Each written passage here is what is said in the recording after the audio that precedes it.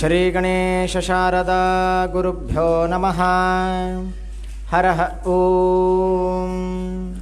पंचाननमुखोद्भूतान् पंचाक्षरमनोपमान् पंचसूत्रकृतो वन्दे पंचाचार्यान् जगद्गुरून्। विश्वेशलिङ्गसम्भूतं विश्वविद्याविबोधकं विश्ववन्द्यं सदा वन्दे विश्वाराध्यं जगद्गुरुं। गुरुर्ब्रह्मा गुरुर्विष्णुः गुरुर्देवो महेश्वरः। गुरुः साक्षात् परब्रह्मा तस्मै श्रीगुरवे नमः। गुरवे सर्वलोकानां भिषजे भवरोगिणां निधये सर्वविद्यानां दक्षिणामूर्तये नमः। वागर्थाविव सम्पृक्तो वागर्थप्रतिपत्तये जगतः पितरौ वन्दे पार्वती परमेश्वरौ। श्रीगुरुभ्यो नमः। हरः ॐ।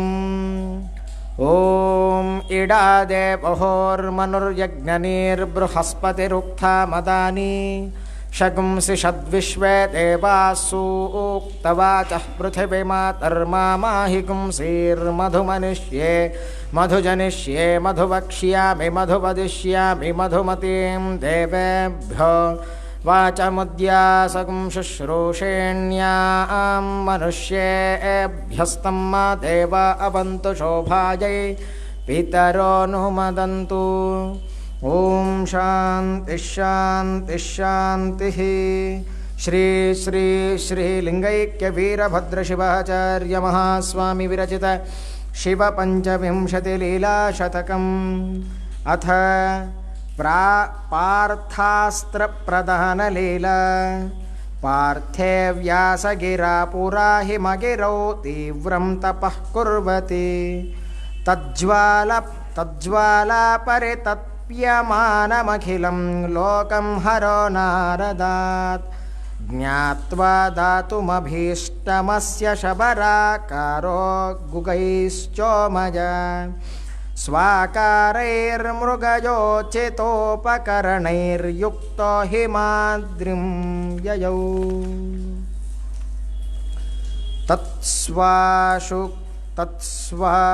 तत्र स्वाशु गविद्ध पूर्वकपटक्रोडे हते विजिष्णुना युद्ध्वा क्रुद्ध इवामुनाथ सुचिरं तद्गाण्डिवाघाततः।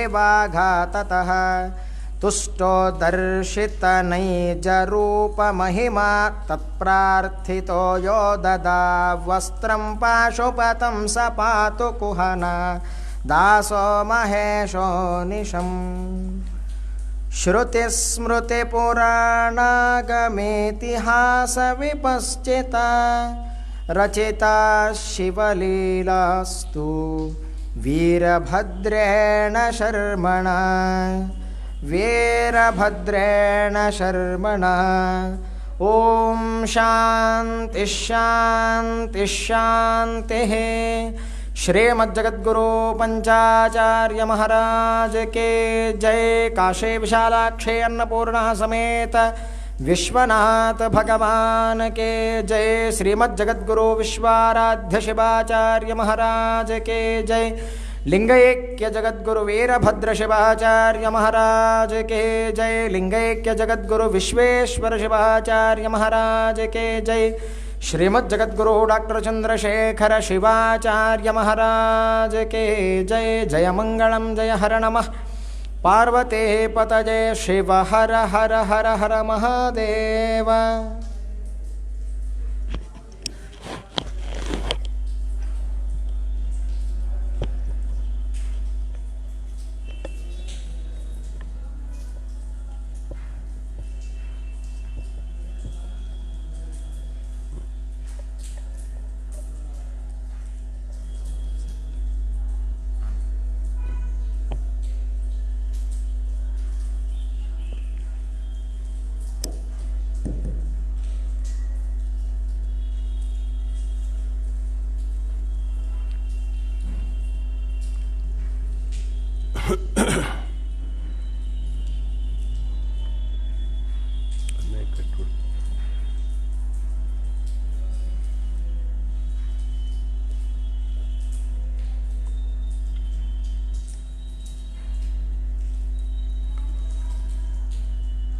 विश्वेशलिंगसंभूतं विश्वविद्याविबोधकं विश्ववन्द्यं सदा वन्दे विश्वाराध्यं जगद्गुरुं।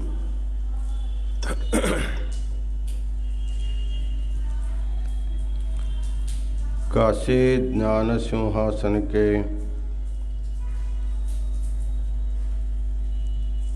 सनातन अखंड गुरु परंपरा को अनंत प्रणिपात समर्पित करते हुए इस पवित्र काशी क्षेत्र में चातुर्मास के उपलक्ष्य में लोक कल्याण के लिए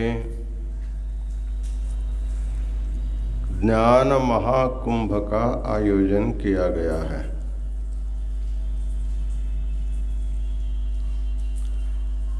दीर्घकालीन इस ज्ञान महाकुंभ में हमारे विविध प्रांतीय विद्वान शिवाचार्य गण विविध भाषाओं में और विविध विषयों पर बहुत ही विद्वत्पूर्ण धर्म संदेश प्रदान करते आए हैं। आज मैसूर जपदकट्टे मठ के शटस्थल ब्रह्म डॉक्टर मुम्मड़ी चंद्रशेखर शिवाचार्य स्वामी जी, जो कि काशी विश्वाराध्य गुरुकुल के भूतपूर्व छात्र हैं और विद्वान भी हैं, उन्होंने आज कन्नड़ भाषा में अपना धर्म संदेश प्रदान किया है। इससे पहले भी एक बार उन्होंने ज्ञान कुंभ में भाग लिया था।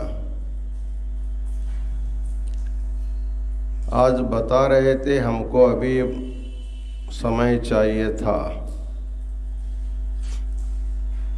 महाराज जी, हमारा ज्ञान कुंभ नवंबर तक चलने वाला है, इसलिए जब भी आप चाहते हैं आपको विस्तार से समय दिया जाएगा और आपका धर्म संदेश का लाभ सभी लोग प्राप्त करेंगे। इसलिए आपको अनंत मंगल आशीर्वाद। इस दीर्घकालीन ज्ञान महाकुंभ का सूत्र संचालन कर रहे बार्शी दहीवड़कर मठ के गुरुसिद्ध मणिकंठ शिवाचार्य महाराज भी अपने बार्शी मठ में एक मास पर्यंत त्रिकाल लिंग पूजा के साथ श्री सिद्धांत शिखामणि का धर्म संदेश दोपहर में दे करके संध्याकालीन सत्र में भाग लेते आए हैं। उनको भी आज का उनका अनुष्ठान समाप्ति के प्रीत्यर्थ अनंत मंगल आशीर्वाद प्रदान करते हैं। इस कार्यक्रम में उपस्थित जगतगुरु विश्वाराध्य गुरुकुल के विद्यार्थीगण और अध्यापक, मठ के सेवक और यात्रार्थी सद्भक्तगण और माताओं,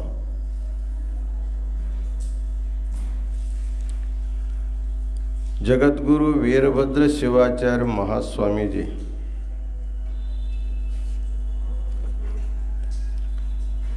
जगतगुरु होने से पहले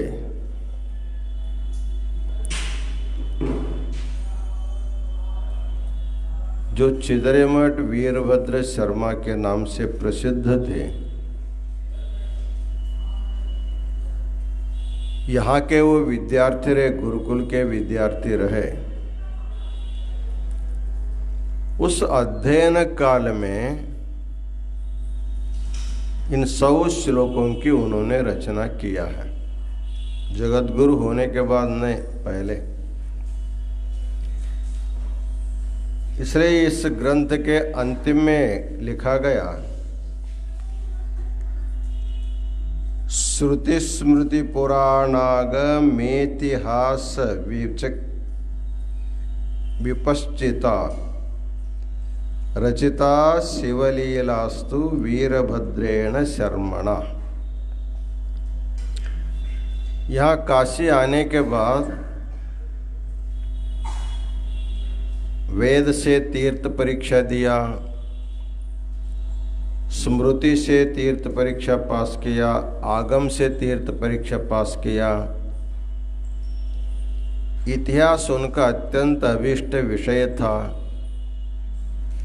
प्राचीन लिपियों के वो ज्ञाता रहे। वो बाल कवि थे। कन्नड़, तेलुगु, संस्कृत आदि विभिन्न भाषाओं में विविध छंदों में पद्य लिखने की उनकी अत्यंत श्रेष्ठ कला थी। हम समझे थे जगत गुरु होने के बाद इस लीला शतक लिखे हैं, लेकिन अंतिम उनका जो फलश्रुति श्लोक हमने देखा आज, वीरभद्रेण शर्मणा, अर्थात जगत गुरु होने से पहले उन्होंने इस ग्रंथ की रचना किया था। आज इस ग्रंथ की समाप्ति 25वां लीला के बारे में हम लोगों का सुनना है। इस लीला के 2 श्लोकों के बारे में हमारे मल्लिकार्जुन शास्त्री ने पाठ किया है। इस लीला का नाम है पार्थास्त्र प्रदान लीला। पार्थ का अर्थ है अर्जुन। अर्जुन को भगवान शिव ने पाशुपतास्त्र प्रदान किया था। वही जो लीला है पाशुपतास्त्र प्रदान लीला को ही पार्थास्त्र प्रदान लीला के नाम से कहा गया। कथा प्रसंग आप सब लोगों को मालूम है, फिर भी थोड़ा सा रिपीट करेंगे। जो कौरव और पांडवों के बीच में अपने जमीन जायदाद के बंटवारे के बारे में झगड़ा होता है। प्रायः पित्रार्जित जो प्रॉपर्टी होती है, जमीन जायदाद जो होता है, उनके वारसदारों को समान रूप से देने का एक नियम है। 2 भाई है तो दोनों भाई समान रूप से उसको बांट के लेना पड़ता है।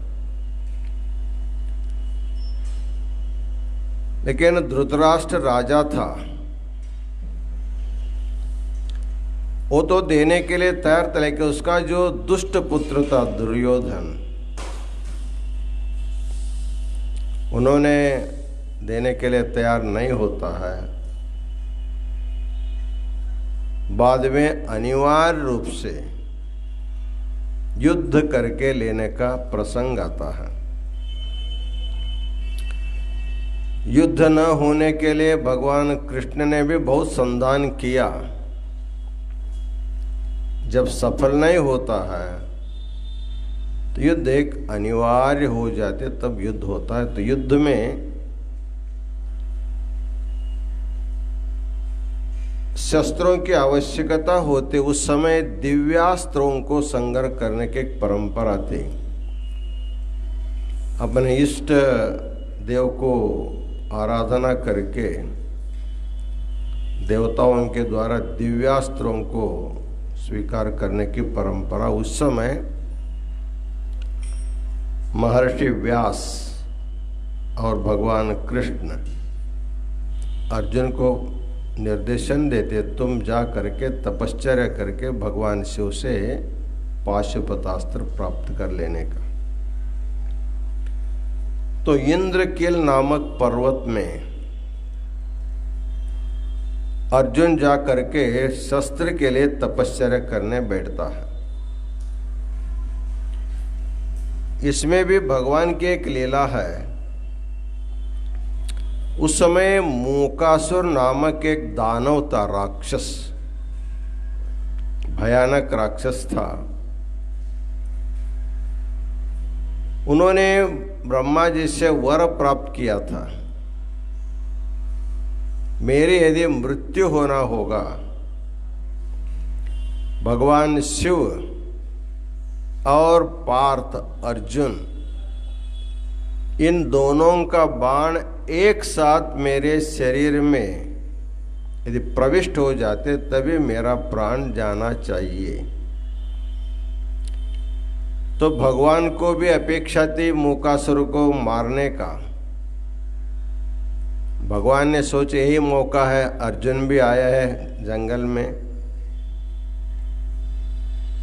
अर्जुन क्षत्रिय होने के कारण तपश्चर्या के लिए गया, लेकिन शस्त्रास्त्र को लेके गया था,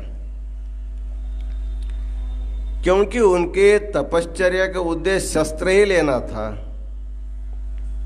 अपनी रक्षा के लिए अकेला गया, अपनी रक्षा के लिए शस्त्रास्त्र लेकर के गया था। वहां पर इंद्रकील पर्वत पर एक पार्थिव शिवलिंग निर्माण करके, शास्त्रों में पार्थिव लिंगों की पूजा के बारे में बहुत महत्व बताया जाता है, स्थापना करके रोज उस भगवान के लिंग रूप में पूजा करता था। वो मल्लिका पुष्प से उस लिंग की पूजा करता था। रोज 108, 1008 ला करके उसको अर्पण करता था।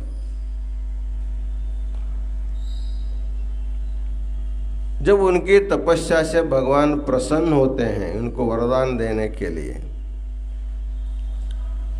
शस्त्र देना होगा, शस्त्र धारण करना का सामर्थ्य है कि नहीं इसके बाहुओं में। यदि शस्त्र धारण करने की शक्ति नहीं तो शस्त्र लेकर क्या करेगा। इसलिए शस्त्र देना होगा तो उनके बाहुबलों की परीक्षा करनी पड़ती है। भगवान शिव जो है सभी विद्याओं के निधि थे। जो 64 प्रकार के जो कलाएं हम बताते हैं, सभी विद्याओं के उगम स्थान भगवान शिव ही था। इसलिए शस्त्र विद्या में भी कुशल थे, शास्त्र में भी वो रहे ही है, क्योंकि सारे शास्त्रों की रचना उन्होंने किया था। तो भगवान ने सोचा अब अर्जुन को पाशुपतास्त्र देना है, तो पाशुपतास्त्र लेने का सामर्थ्य इसके बाहों में है कि नहीं, इसको परीक्षा करने के लिए भगवान शिव एक किरात का वेश धारण करता है, जंगली किरात का वेश धारण करता है। उनके साथ पार्वती भी किरातनी बन जाती है। उनके जितने भी गण थे, नंदी आदि, सब कुत्ते का रूप धारण कर देते हैं। अर्थात एक जंगली व्याध के लिए जैसे वेशभूषा चाहिए वैसे भगवान उसको ले करके आते। इधर अर्जुन तपश्चर्या करने बैठा है, भगवान बहुत दूर से उस मूकासुर को पीछा करते आते हैं, क्योंकि दोनों एक साथ बाण मारना है। जैसे भगवान का पीछा हो रहा था तो ये मूकासुर दौड़ते दौड़ते दौड़ते जहां पर अर्जुन बैठा था वहीं सामने आ गया। अर्जुन ने देखा ये जो अत्यंत क्रूर प्राणी लगता है और इसका भागने का, मेरे तरफ भागने का जो प्रसंग उसको देखने से हमको लगता है मुझे आकर के मार सकता है। वैसे तो दुर्योधन उसको मारने के लिए भी भेजा था, ऐसे भी प्रसंग आता है, मूकासुर को भेजा था तुम जा करके अर्जुन को मार डालो। तुम अर्जुन के मार के आओगे हमारे जेल खाने में हजारों हजारों मनुष्य रखा, तुमको खाने के लिए मैं दे दूंगा, ऐसे भी उनको प्रलोभन दे करके भेजा है। तो शास्त्रों में कहा जाता है एक व्यक्ति की दृष्टि को देखने से हमारे ऊपर प्रेम कर रहा है कि हमको हम द्वेष करता मालूम होता है। इसलिए एक सुभाषित है,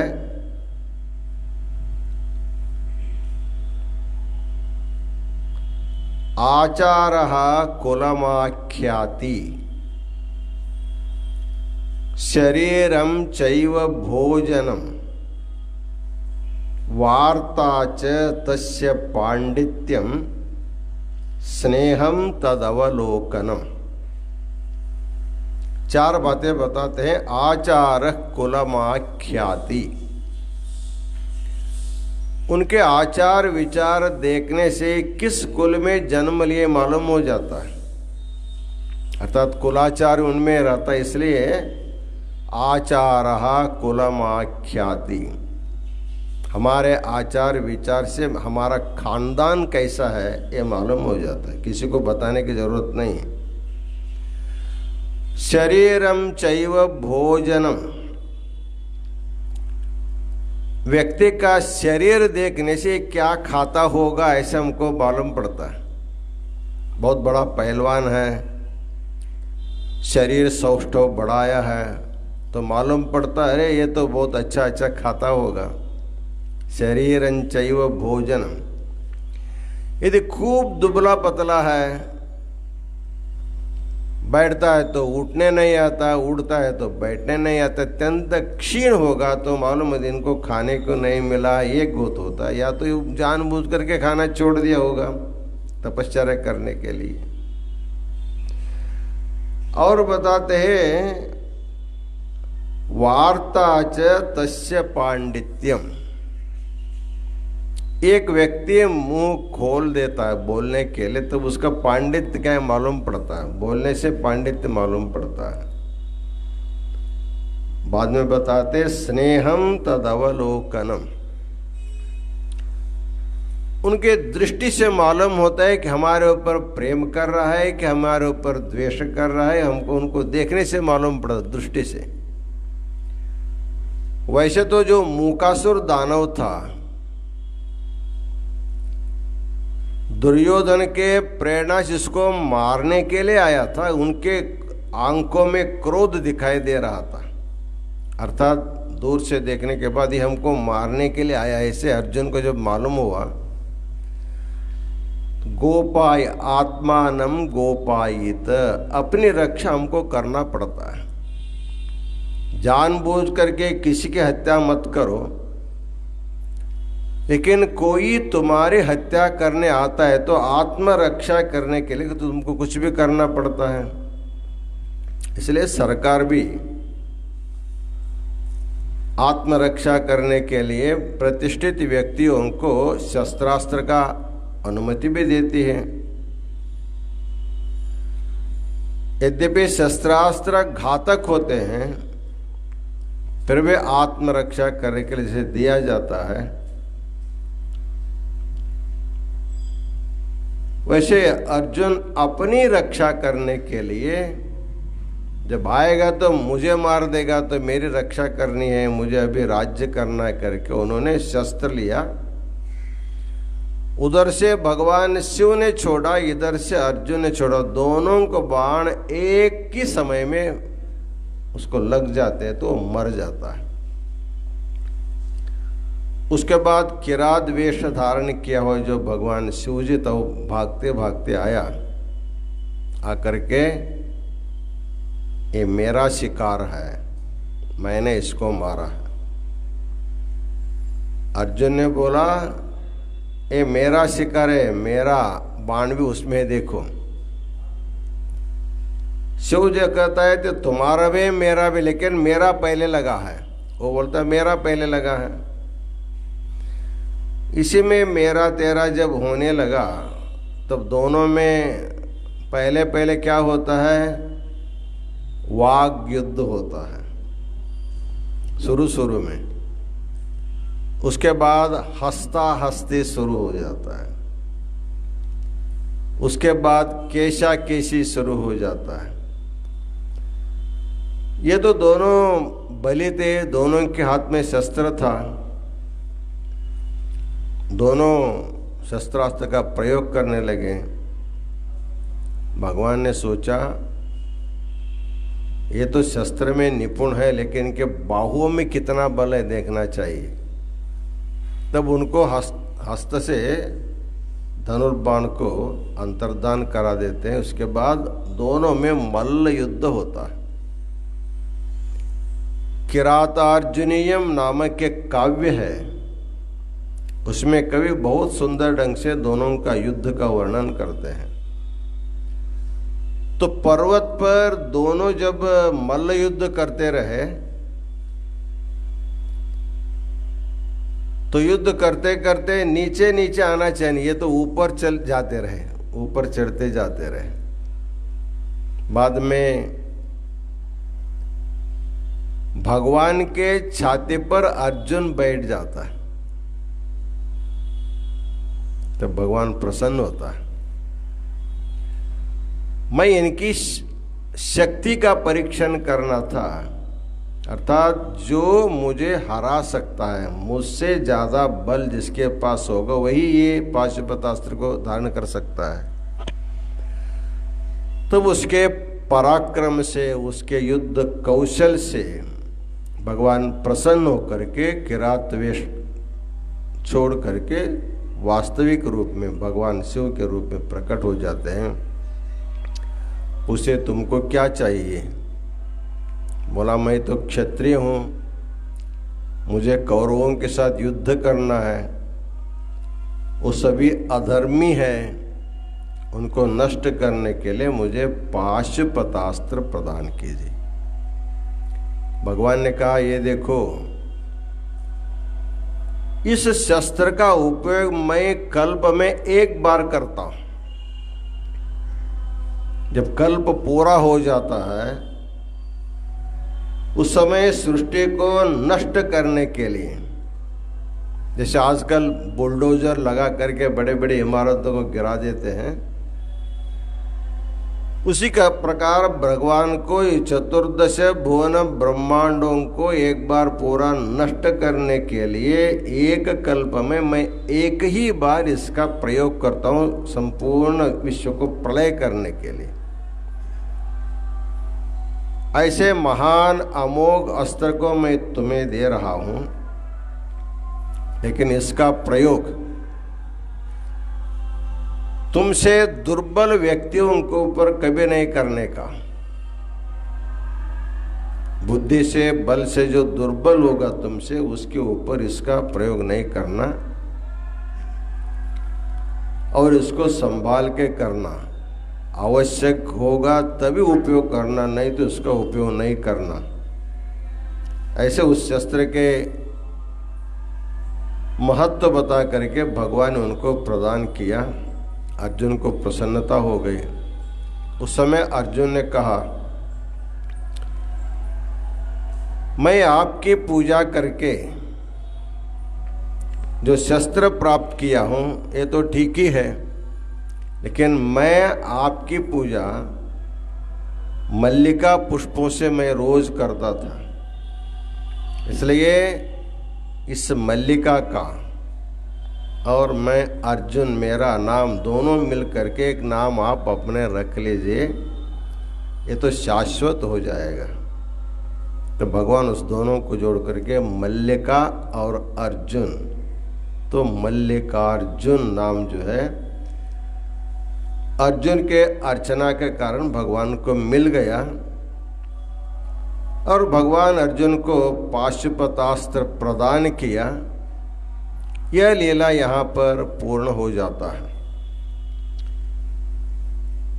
लेकिन हमको अर्जुन के पाशुपतास्त्र लेकर के हमको क्या करना है? उस समय दिया भगवान ने, लेकिन हमारे लिए भगवान क्या दिया है? इस समय उस शस्त्र से हमारा कोई प्रयोजन नहीं, हम उसको ले भी नहीं सकते, मार भी नहीं सकते। संपूर्ण जीवों के लिए भगवान ने जैसे अर्जुन को शस्त्र दिया, वैसे समस्त मानव समाज के कल्याण के लिए भगवान एक शास्त्र भी दिया। उसका नाम है पाशुपत शास्त्र। एक है पाशुपतास्त्र, दूसरा है पाशुपत शास्त्र, और एक है पाशुपत व्रत, चौथा है महापाशुपत व्रत। भगवान शिव के द्वारा शक्ति परीक्षण करके, शक्ति का परीक्षण करके भगवान ने शस्त्र दिया, लेकिन भक्ति का परीक्षण करके भगवान ने शास्त्र का उपदेश दिया है। जो पाशुपत शास्त्र है, अत्यंत प्राचीन शास्त्र इसको माना जाता है। भगवान शिव के द्वारा इसका उपदेश हुआ है आगमों में। तो पाशुपत शास्त्र का अर्थ क्या होता है, इसको पाशुपत शास्त्र क्यों कहा गया? इस शास्त्र में 3 पदार्थ मानते हैं। एक है पशु, दूसरा है पति, तीसरा है पाश। पति, पशु और पाश। पशु कौन है, पति कौन है, पाश कौन है? पति केवल शिव परमात्मा ही पति है। इसलिए पशुआनु पति नीनु, एक वचनकार बोलता है पशु आनु पति नीनु, मैं पशु हूं, आप पति है। अर्थात संसार में ब्रह्म से लेकर सृष्टिकर्ता ब्रह्म को लेकर के एक पिपीलिका पर्यंत, शास्त्रों में कहते हैं ब्रह्मा से लेकर पिपीलिका पर्यंत जितने भी जीव जंतु है सभी पशु माने जाते हैं, उनको पशु कहा जाता है। उस जमाने, जिस जमाने में शास्त्र की रचना हुई, उस समय सबसे छोटा जो मतलब पिपीलिका, चींटी, चींटी सबसे छोटे प्राणी माने जाते थे। अब तो उससे भी छोटे जीव आ गए। अभी जो कोरोना जो है उससे कितने लाख पटेने छोटा है। भविष्य में और इससे भी छोटे जीव आएंगे, मालूम नहीं है, आ भी सकते हैं। तो भगवान ने कहा है कि अणोरणीयान महतो महीयान, जो अणु से अणु भी जीव हो सकते हैं, महान से महान भी हो सकते हैं। उस प्रकार हम अभी से कहेंगे तो ब्रह्मा से लेकर कोरोना पर्यंत जितने भी जीव जंतु है वो सभी पशु कोटि में आते हैं। पशु का अर्थ क्या होता है? पाशबद्धः पशु। आप अपने घर में गाय भैंस जो घर में पालते हैं उसको क्या कहते हैं? एक पालतू पशु। अर्थात जिस पशुओं का पालन करते हैं, रक्षा करते हैं, से पालतू पशु है। बिना पालतू पशु ऐसे घूमते भी रहते हैं। पशु का अर्थ होता है जो पाश के द्वारा बद्ध है, उसका नाम पशु। जिसको स्वात्म ज्ञान नहीं रहता है उसका नाम पशु है। तो पशु क्यों बना? पाशों के द्वारा बद्ध होने के उसका नाम पशु आया। तो पाश क्या है? पाश 3 प्रकार के पाश हैं। एक होता है आणव पाश, दूसरा है माया पाश, तीसरा है कार्मिक पाश। इसी को वीरशैव सिद्धांत में मल कहते हैं। आणव मल, माया मल और कार्मिक मल। ताणव मल क्या होता है? अपूर्णम मन्यता रूपम आणवम मलम। वैसे देखा जाए सभी जीव परिपूर्ण है। हमारी आत्मा, आपकी आत्मा जो है, आत्मा विभु है। विभु का मतलब जैसे आकाश व्यापक है, सर्वत्र है, वैसे हमारी आत्मा, आपकी आत्मा और जितने भी संसार में जीव सभी का आत्मा जो है विभु है, व्यापक है और एक ही है। हमारे में रहने वाले आत्मा, आपके शरीर में रहने वाले आत्मा में भेद नहीं, एक ही आत्मा है। लेकिन उस आत्मा के साथ संबंध जो मन है, बुद्धि है, चित्त है, अहंकार है, ये सब अलग अलग होने से उनका जीवत्व अलग अलग माना जाता है। इस प्रकार संपूर्ण आकाश के जैसे सर्वत्र अपना स्वरूप व्यापक होने पर भी जो अपने को अणु मानता है, हम पूछेंगे आर के स्वामी आप कहाँ पर है? आप बोलेंगे महाराज हम एक कुर्सी पर बैठे हैं। ये जो आप बोलते हैं ना, मैं कुर्सी पर बैठा हूँ, मैं यहाँ बैठा हूँ, मैं वहाँ बैठा हूँ, जो बोलते हैं, हम लोग अपने व्यापक स्वरूप को भूल करके अपने को समेट लेते हैं, छोटा कर लेते हैं। इसी को कहते हैं अनुभव। ये हर एक व्यक्ति में रहता है। जितने भी जीव है, प्रत्येक व्यक्ति में आणोमल होने के कारण वो व्यष्टि अभिमानी होता है। व्यष्टि अर्थात पहले पहले अपने शरीर पर ही अभिमान करता है। गृहस्थ हो गया, शादी हो गया, अपने पत्नी के ऊपर अभिमान करता है। 2-4 बच्चे हो गए, उनके ऊपर अभिमान करता है। तो अपना जो परिवार है, सीमित परिवार है, उसी में अपनत्व तो मानता, दूसरे में नहीं। लेकिन उदार चरितानांतो वसुदैव कुटुंबकम। यदि एक ज्ञानी व्यक्ति रहता है, वो अपने स्वरूप को इतना सीमित नहीं मानता, संपूर्ण विश्व में अपने मानता, सर्वाहंता।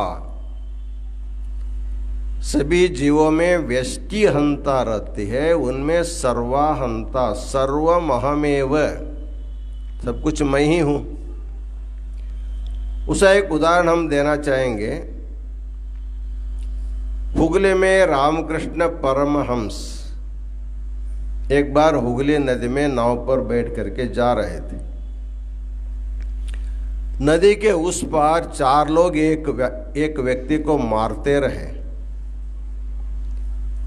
वो चिल्लाता रहा, मुझे बचाओ, मुझे बचाओ, से चिल्लाता रहा। उसको देखने के बाद परमहंस को बोलना चाहते, अरे उसको मत मारो, ऐसे बोलना चाहिए था। लेकिन उस नौका में खड़ा हो करके मुझे मत मारो, मुझे मत मारो, ऐसे बोलते थे। अगल बगल बैठे उनके शिष्यों ने पूछा, महाराज आपको कौन मार रहा है? तो बोलते, देखो वहां मुझे मार रहे हैं, वहां मुझे मार रहे हैं। अर्थात वहां मार खाने वाला जो व्यक्ति है, उसके तात इनका तादात्म्य, मैं ही वहां हूं, मैं यहां हूं, ये भावना होने का, सर्वाहंता होने के कारण जो परमहंस व्यक्ति होगा, जो आत्मज्ञानी होगा, वो उनमें सर्वाहंता रहती, सब कुछ मैं ही हूं ऐसा रहता है।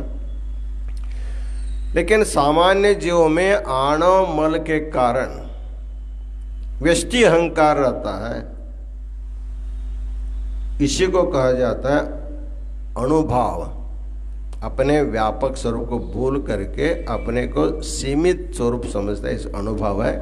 इसका कारण आणोपाश, आणोपाश के द्वारा इसको बंधा गया। उसके बाद दूसरा पाश आता, उसका नाम है माया पाश अथवा माया मल।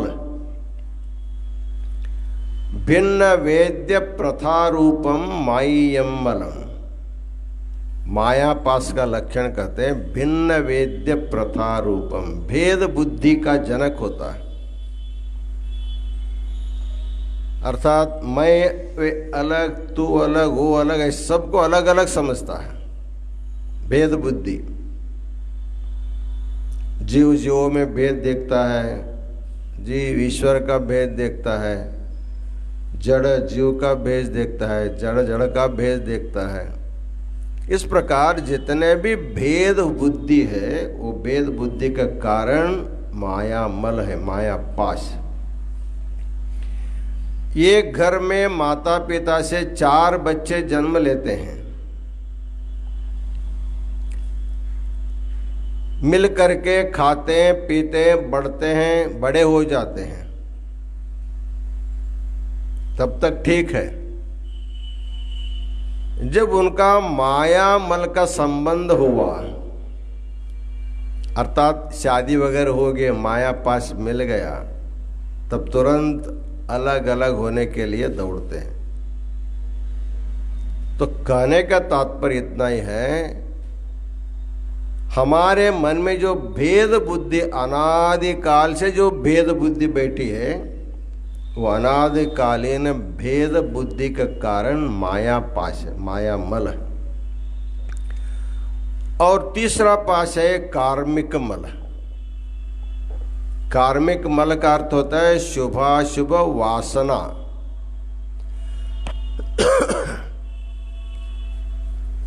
शुभाशुभ जो कर्म हम लोग करते हैं, जैसे आप काशी आए, श्रावण मास है, महाराज जी की पूजा चल रही है, ऑनलाइन में प्रवचन हो रहा है, आप लोग बैठ करके अपने अपने स्थान पर बैठ करके सुनते रहते हैं।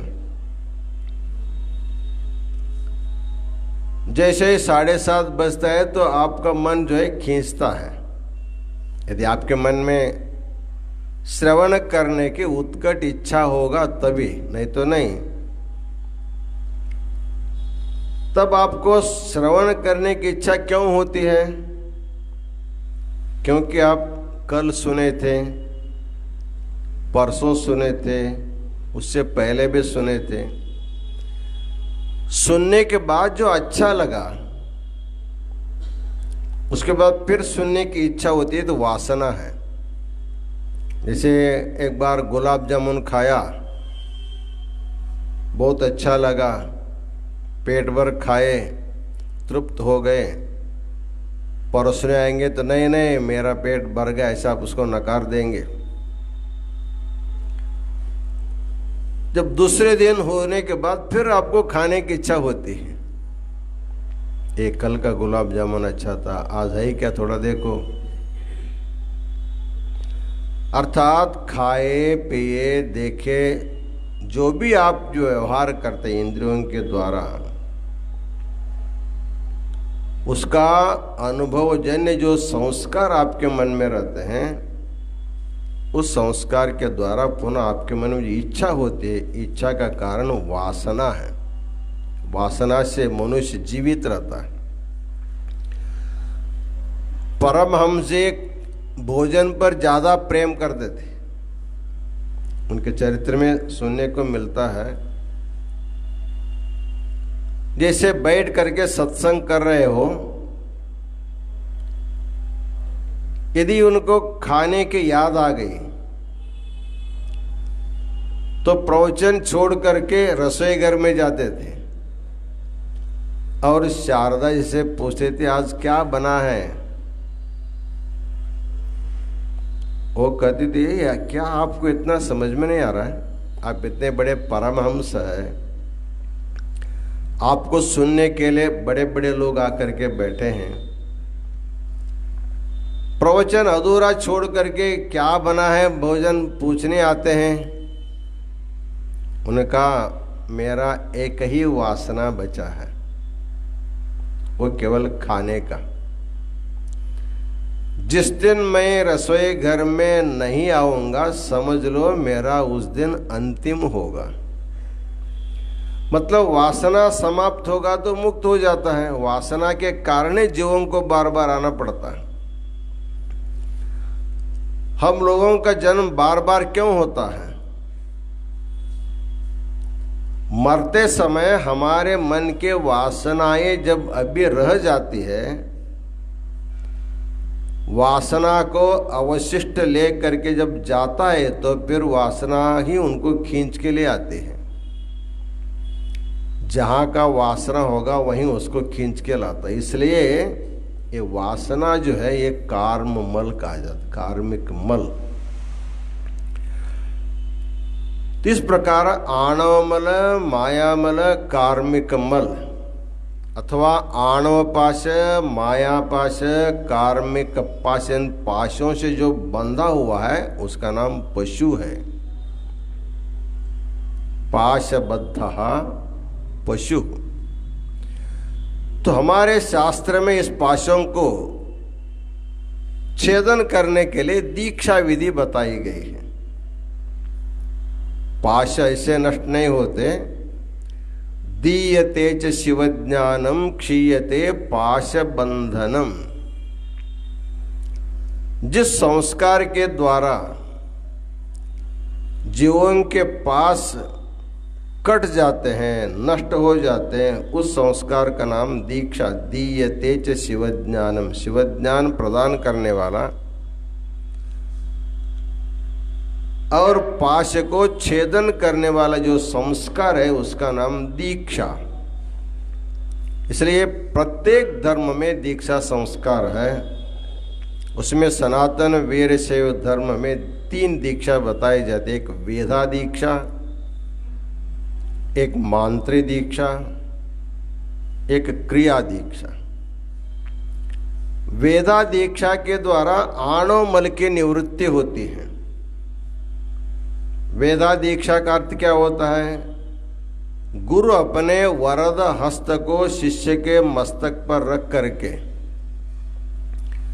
शिवत्व का समावेश करता है। अर्थात त्वं शिवः, तुम साक्षात शिव स्वरूप हो। जैसे तत्वमसि महावाक्य उपदेश करके उनको परब्रह्म समझाते हैं, उसी प्रकार दीक्षा देते समय गुरु जो है तुम साक्षात शिव स्वरूप हो ऐसा उनको बोधन करके, उनके दृष्टि में दृष्टि डाल करके, उनके वरदहस्त उसके मस्तक पर रख करके तुम शिव ही हो ऐसा जो बोध करते हैं वेदा दीक्षा के द्वारा, उस समय मैं शिव स्वरूप हूँ ऐसा बोध उनको होता है। दृढ़ न भी हो लेकिन बोध हो जाता है, अदृढ़ क्यों न हो। तो उस समय उसका जो मैं जीव भाव था, जीव भाव वो हट जाता है, उसमें शिव भाव आ जाता है। इस प्रकार जीव भाव को दूर करके उनके शिव भाव प्रदान करने वाला, शिवत्व प्रवेश करने वाला जो संस्कार है आणवमल के निवृत्ति का, उसका नाम वेदा दीक्षा बताते हैं। उसके बाद दूसरा संस्कार है उसको मंत्र दीक्षा। मंत्र दीक्षा के द्वारा माया मल के निवृत्ति बताए। माया मल का अर्थ होता है भेद बुद्धि। सबसे बड़ा भेद बुद्धि शिव जीव का भेद बुद्धि, उसके बाद सभी भेद आ जाते हैं। शिव जीव का भेद मिट जाए तो सारे भेद मिट जाते हैं, लेकिन शिव जीव का भेद जब आ जाता पहला, मैं अलग देव अलग, ऐसे हम लोग प्राय सबको रहता है भगवान के प्रति। गुरु उनको इस समय उनके कान में मंत्रोपदेश करता है पंचाक्षर महामंत्र का, और उसका अर्थ भी समझाता है, उसको जप करने का विधि बताता है। तो कहते हैं नमः शिवाय, जो 5 अक्षर का मंत्र है। नमः का अर्थ होता है जीवात्मा और शिव का अर्थ होता है परमात्मा। अय का अर्थ होता है दोनों का अभेद, अर्थात नमः शिवाय मंत्र का जब जप करना है तो जपस्तदर्थ भावनम, मंत्र का अर्थ मन में चिंतन करते हुए मंत्राक्षरों का आवृत्ति करने का नाम जप है। केवल अक्षर का आवृत्ति करना जप नहीं। तो गुरु मंत्रार्थ बता करके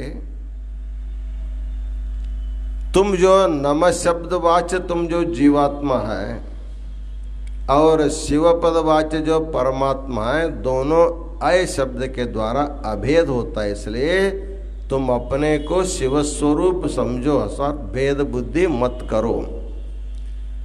इस प्रकार मंत्रोपदेश के द्वारा माया मल, माया पास की निवृत्ति करते हैं। उसके बाद जो वासना है, शुभाशुभ वासना, हमारे मन में जो अशुभ वासना होती है उसको सुधारने के लिए हमको हाथ में इष्टलिंग दे करके उसकी पूजा पद्धति बताते हैं। इस प्रकार शिव पूजा करते करते करते उनकी वासना बदल जाते हैं। शिव सानिध्य में बैठ करके, शिव का स्पर्श करके, शिव नाम जप करके, शिव ध्यान करते करते जब साधना करता है उसकी वासना बदल जाते हैं। जैसे वाल्मीकि चोरी करता था, हत्या करता था, ये आपको जानते हैं। लेकिन नारद के सहवास होने के बाद उन्होंने जो मंत्रोपदेश किया उसका जप करते करते उनकी अशुभ वासना सब चली गई, उनके मन में शुभ वासना आ जाती है। उसी प्रकार बुद्ध के जीवन में जो अंगुलीमाला आता है वो सभी मनुष्यों को काट काट करके हत्या करके उनके अंगुलियों की माला गले में डाला था। जब बुद्ध का प्रसंग आता है, अंतिम हत्या करने के लिए बुद्ध के पास जाता है तो बुद्ध बोलता है तो ठीक है, मेरी हत्या करके तुमको क्या होने वाला है? नहीं, मेरा जो संकल्प है पूरा होगा। ठीक है, करो मेरी हत्या। तो बहुत प्रसन्न होकर के वो बोलता है मैं तो तेरी हत्या कर रहा हूं, लेकिन तेरी अंतिम इच्छा क्या है, पूछो मुझे। उन्होंने कहा मुझे इच्छा कुछ भी नहीं है, फिर भी मांगो। उन्होंने बोला सामने एक नीम का पेड़ है, उस पेड़ से एक नीम का पत्ता काट करके ले आओ। वो भागते गया खुशी से। वो सोचा एक मांगा है ना, 1000 देने से और कुछ होगा, तो 1000 पत्ता तोड़ के आया और दे दिया उनको। बुद्ध ने कहा मैं आपसे एक पत्ता मांगा था, आपने इतने पत्ता क्यों लाए? मैं आपको खुश करने के लिए। तब तो मुझे एक दे दो, बाकी सब पत्तों को ले जा करके जहां थे वहां उसको लगा के आओ। उनको आश्चर्य हुआ, विचार बदल गया। अरे मैं तोड़ना जानता हूं, जोड़ना नहीं जानता। तो बुद्ध कहते हैं जब जोड़ना नहीं जानते हो तो तोड़ने का काम क्यों करते हो? तब इस प्रसंग में उनके संत के साथ सहवास होने के कारण उनके जो वासना थी, वासना बदल गया, परिवर्तित हो गया, वो बहुत बड़ा साधु बन जाता है। इस प्रकार क्रिया दीक्षा के द्वारा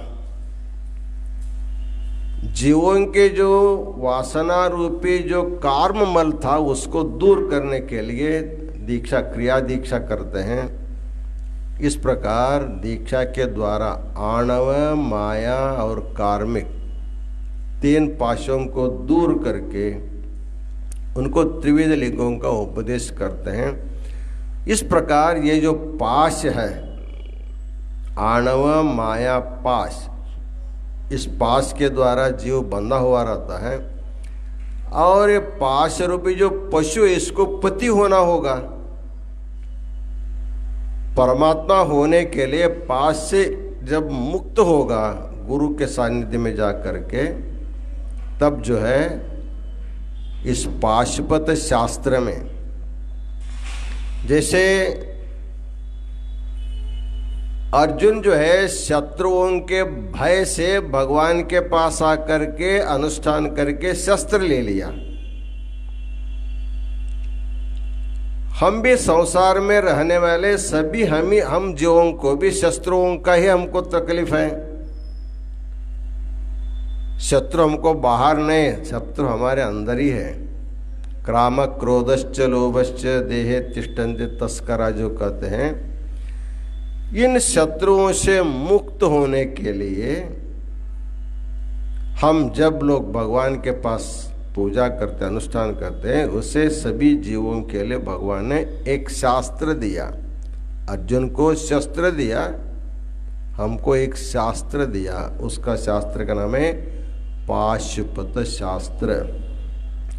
अर्थात पशु रूपी जीव गुरु के सानिध्य में जाकर के दीक्षा के द्वारा अपने पाशों को निवृत्त करा करके पति स्वरूप हो जाने का सिद्धांत जो है इस पाशुपत शास्त्र में बताया गया है। ये एक उपकार भगवान ने संसार के लिए दिया गया। और एक आता है पाशुपत व्रत। पाशुपत व्रत जो है भगवान शिव की पूजा करने का एक व्रत है। जैसे आप लोगों ने दीक्षा ले लिया, दीक्षा लेने के बाद व्रत करना चाहिए, अनुष्ठान करना चाहिए अपने सारे दोष दूर होने के लिए। तो ये जो पाशुपत व्रत शास्त्र में बताया गया है, प्रायः उसको एक दिन के लिए भी व्रत मानते हैं,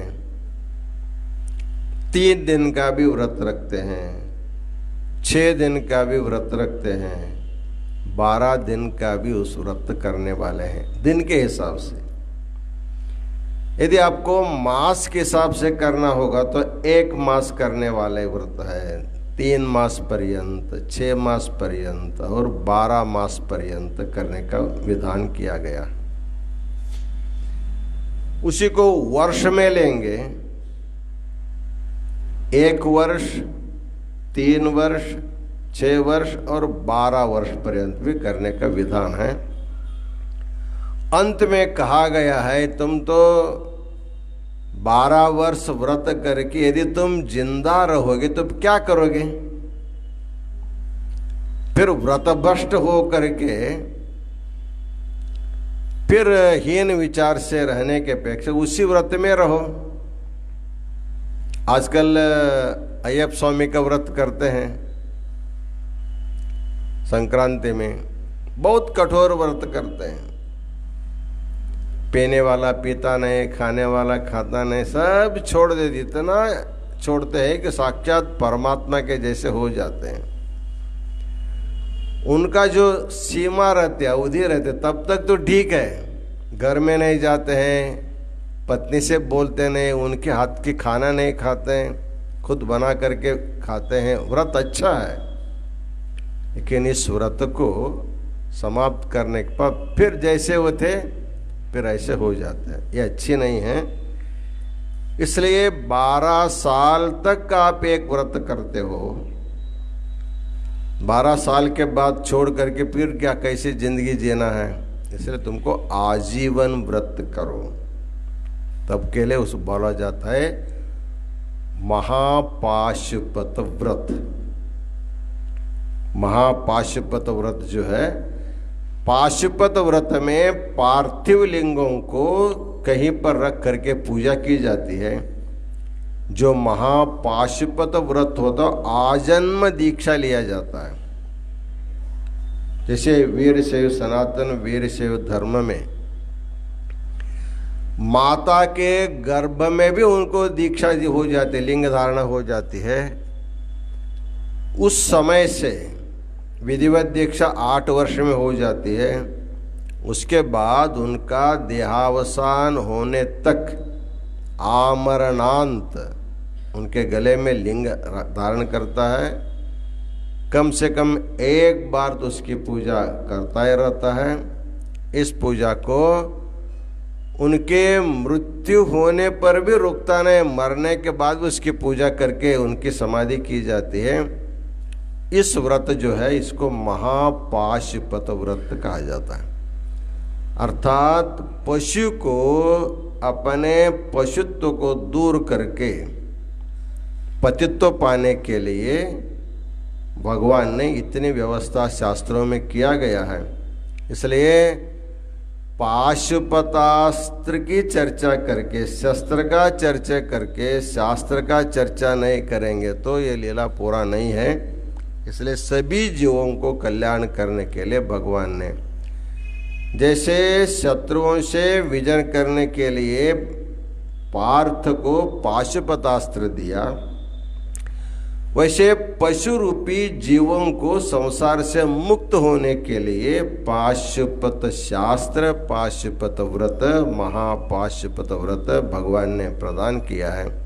इसलिए सब लोग इस महापाशुपत व्रत में दीक्षित होकर के निरंतर भगवान के सानिध्य में रहकर उनका नाम जप, उनका ध्यान करते हुए एकेन जन्मना मुक्ति जो कहा गया है, तो एक ही जन्म में मुक्ति देने वाले महापाशुपत व्रत स्वीकार करना ही हर एक जीवात्मा का आद्य कर्तव्य ऐसे बताते हुए जगत गुरु वीरभद्र शिवाचार्य महास्वामी जी जगत गुरु होने से पहले विद्यार्थी अवस्था में लिखे गए ये जो पंचविंशति लीला शतकम जो श्लोक थे, हम जब यहाँ पीठा और आसीन होने के बाद इधर उधर का कागज हम ढूंढते रहे, उस समय लिखित सामग्री हमको मिला। तब इसका विद्वानों के द्वारा संपादन करके हिंदी अर्थ के साथ पौराणिक कथाओं को जोड़ करके इसको मुद्रण कराया गया था। लेकिन योगायोग हमको मन में आया इस श्रावण मास में, इसी ग्रंथ के ऊपर श्रावण मास है, शिव का चिंतन करना है, शिव कीर्तन करना है, शिव लीलाओं को चिंतन करने के दृष्टि से हम लोगों ने प्रारंभ किया। 25 लीला निर्विघ्न रूप से सुनाने का, सुनने का अवसर मिला। इसलिए इस फेसबुक के माध्यम से जितने लोग भी देश विदेश में बैठ कर के सुन रहे हैं, उन सभी लोगों के ऊपर और पूरे विश्व के जीवन के ऊपर भगवान शिव की कृपा सदा बनी रहे, ऐसे मंगल में हम कामना करते हैं। कल दोपहर में 2 बजे से 4 बजे के बीच में मार्कंडेश्वर महामंदिर में दर्शन करने के लिए हम अपने सभी विद्यार्थियों के साथ जाएंगे और फेसबुक के द्वारा इसको दिखाया जाएगा। तो गंगा तट पर मार्कंडेय महर्षि जो मृत्युंजय महामंत्र को सिद्ध करके मृत्यु के ऊपर जो विजय प्राप्त किया था, वैसे तो भगवान के 25 लीलाओं के बारे में हम लोगों ने सुना, कम से कम एक लीला स्थान पर जाके आना चाहिए। इस उद्देश्य से हम लोग कल छोटी सी यात्रा करेंगे। हम अपने फेसबुक के माध्यम से सबको यात्रा कराएंगे। सभी लोग दोपहर में 2 बजे से 4 बजे के बीच में इसमें भाग लेना। इन्हीं वचनों के साथ हम अपना आशीर्वचन पूर्ण करते हैं। ओम शांति शांति शांति।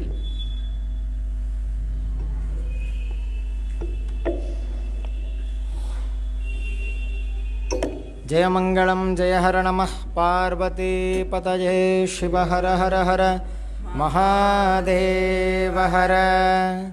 श्री विश्वाराध्याय मंगलम शिव विश्व एकपालाय मंगलम।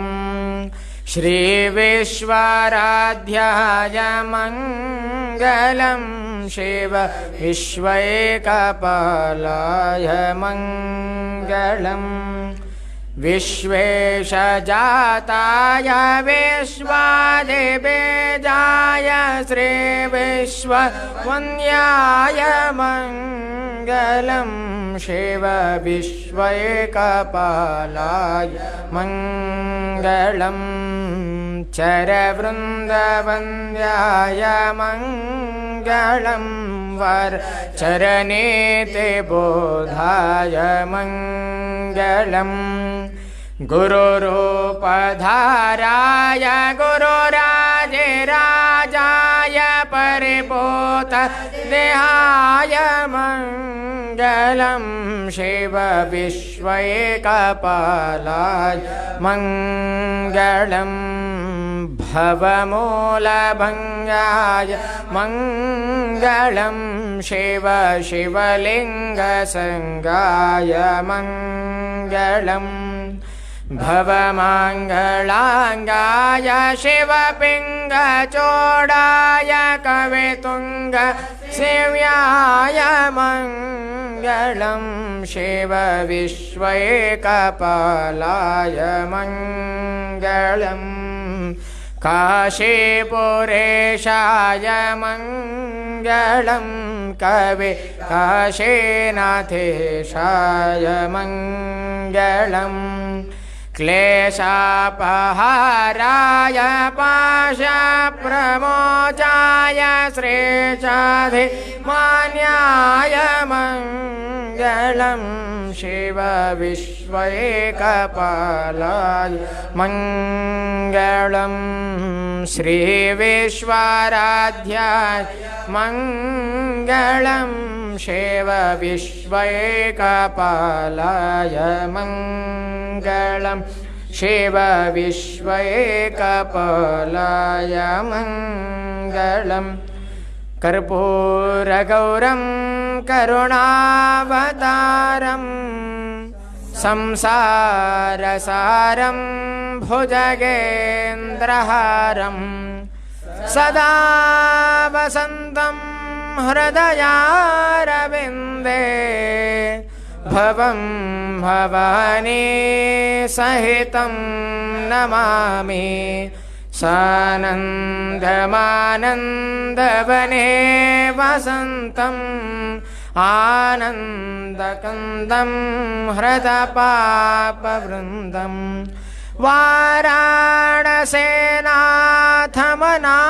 वाराणसेनाथमनाथनाथं श्रीविश्वनाथं शरणं प्रपद्ये श्रीविश्वनाथं शरणं प्रपद्ये विश्वेशलिङ्गसम्भूतं विश्वविद्याविबोधकं विश्ववन्द्यं सदा वन्दे विश्वाराध्यं जगद्गुरुं विश्वाराध्यं जयमङ्गलं जय हर नमः पार्वते पतये शिव हर हर हर श्रीमद्जगद्गुरु पंचाचार्य महाराज की जय। काशी विशालाक्षी अन्नपूर्णा समेत विश्वनाथ भगवान के जगद्गुरु विश्वाराध्य शिवाचार्य महाराज के जगद्गुरु विश्वेश्वर शिवाचार्य महाराज के जगद्गुरु लिंगैक्य वीरभद्र शिवाचार्य महाराज के श्रीमद्जगद्गुरु डॉक्टर चंद्रशेखर शिवाचार्य महाराज के जय। समस्त साधु संत महाराजों के जय। मानव धर्म के धर्मदिंदले विश्व के धर्मदिंदले विश्व के वंदे विश्वाराध्यं वंदे पंचाचार्यान् पार्वती पतये शिव हर महादेव हर हर ओम सहस्रशीर्षः पुरुषः सहस्राक्षः सहस्रपात् तभोविन् विश्वतोर्त्वा हत्यतिष्ठद्दशाङ्गुलं पुरुष एवेदं सर्वं यद्भूतं यच्च भव्यं तदामृतत्वशेषाणः यदन्नेन